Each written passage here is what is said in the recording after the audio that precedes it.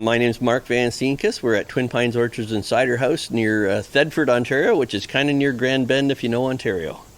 And I'm Mike Van Steenkist.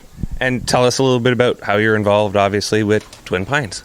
Oh, well, we're the co-owners, which means we're slaves, pretty much. So we're a 50-acre farm. We're growing about, 12,000, 13,000 trees. Over 60 varieties of apples here now, probably, 40 varieties of cider apples. So it's some of the old English styles, some of the Normandy styles, but so it's a place that we grew up here. We've been here 53 years now. We've been a licensed cidery for 18 or 19 years now, so it always keep making cider. Yeah. And so I guess the difference we are is we grow the fruit, we press the fruit, we bottle it. All happens right here on site. Yeah, so the first time an apple leaves this place, it's in a bottle. That's the first time. Yeah. And you have a couple other products and offerings too, some food stuff as well. Yeah, absolutely. So we have fresh frozen pies, we have preserves, and we have a giftware store as well. So you've been here obviously for quite a long time. We've seen a lot of changes in cider, especially in Ontario, a huge growth over the last 5 years, where when we got started, it sort of doubled within the number of producers. I think there's around 45 or 50 in 2015, and now we're looking at 120. Have you noticed more interest in cider as a product of late? For sure, yeah. Cider is definitely growing exponentially every year. People are looking for kind of a neat thing. Some of the old traditional flavors, which is kind of what we focus on a little bit more, and then some of the newer things that people want to do a little more flavored ciders and things with. But yet definitely more interest, more awareness. And this is what we're finding is that as people become a little bit more aware of what a cider is, they kind of start hearkening back to some of the old heritage flavors as opposed to the sweeter, newer ones. And you have a variety of different offerings, correct? In ciders? Yeah, for sure. We have it changes all the time. We're actually starting to get more into the single varietal ciders. Now that our Cider Orchard is actually, they're starting to produce some of those varieties now. They're still fairly young, but we're starting to get some of the more English apples like the Kingston Blacks, the Arlington Mills, the Davenets, and things like that. Yeah, what are we?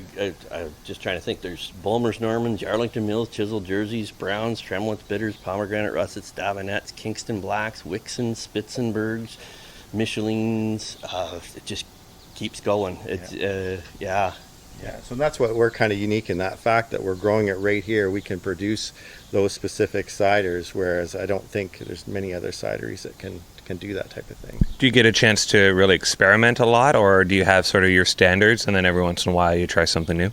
Yeah, we're constantly experimenting, constantly learning. I don't think you ever stop with cider or wine or anything like that. There's kind of the whole growing side of it, but then there is also kind of the creativity of the making of the cider as well. Yeah, and we definitely do have our what would you call it? Regular ciders. Oh, there's my dog. It's going to be a theme.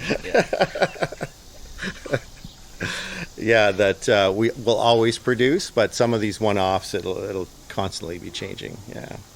And have you noticed, that there's the families that sort of come back year after year and looking for product, and you're seeing the kids grow up and being interested in the cider? Yeah, it's certainly a generational thing that's happening. We've had people here that came as a school tour here and are now out getting engaged in the orchard. So we've kind of seen the full thing from some people coming here. They've been coming for so long. Our parents started this as an apple orchard, as I say, about 53 years ago. So we've kind of stepped into a little bit more modern take on an orchard, but in a very, very old way. And you said you do weddings and all those as well? Yeah, a little bit. We're getting more into that, and as I say, we've got a great location. It feels like you're in the middle of nowhere, but you're not that far from Grand Bend and only an hour from London or Sarnia, so it's kind of a neat thing. But yeah, the wedding thing I think we can do a lot more with. We've done some already. A lot of our family members are married here, so And we offer school tours, and when it's not COVID, usually one or two busloads come every week, kind of thing. And then we give them a tour in the orchard and show the kids exactly how apples are grown. So they really like that. Yeah, and we grow things. It's not organic, but it's under integrated pest management system here, so it is very, very environmentally friendly the way we do things here. And even the cider varieties, if you know anything about the cider varieties and apples, we're trying a lot of different rootstocks, growing some on trellis systems. It's a kind of a new take on how to do that. So by the time we're dead, we'll know what we're doing. Yeah. How has COVID impacted you, and do you feel like you're sort of coming out and have a game plan for what the next steps are? Yeah, COVID definitely had a huge impact. We as an essential service, because we do the apples and the food and things like that here, could stay open. We chose to do curbside for a while, just for the safety of not just our own people, but everyone. It certainly did have an impact that way. Bar sales, of course, were significantly, well, they were non-existent for a while there. So that was a little difficult. We've since gone to online orders to help with that. And as I say, we're in the process of putting up a very large outdoor patio that people will be able to come and stay dry and still have a glass of cider. And do you have any plans as things reopen, something new? I mean, obviously the patio is one there, something people could look forward to. You could give us a little sneak peek on? Yeah, I think the main thing would be the outdoor patio, and we now have the by the glass license, so people can roam the farm and have a glass of cider as well. So that's going to be, it is happening now, but will be new to the people that are returning in the fall. Excellent. If people want to get more information on how to contact you or what's to find here on the farm, where would they go? Yeah, they can go to our website at twinpinesorchards.com, and they can find all the information about our hours and what's happening each week. Thank you so much. Looking forward to exploring the place. Yes, it's a big place to explore. Yeah.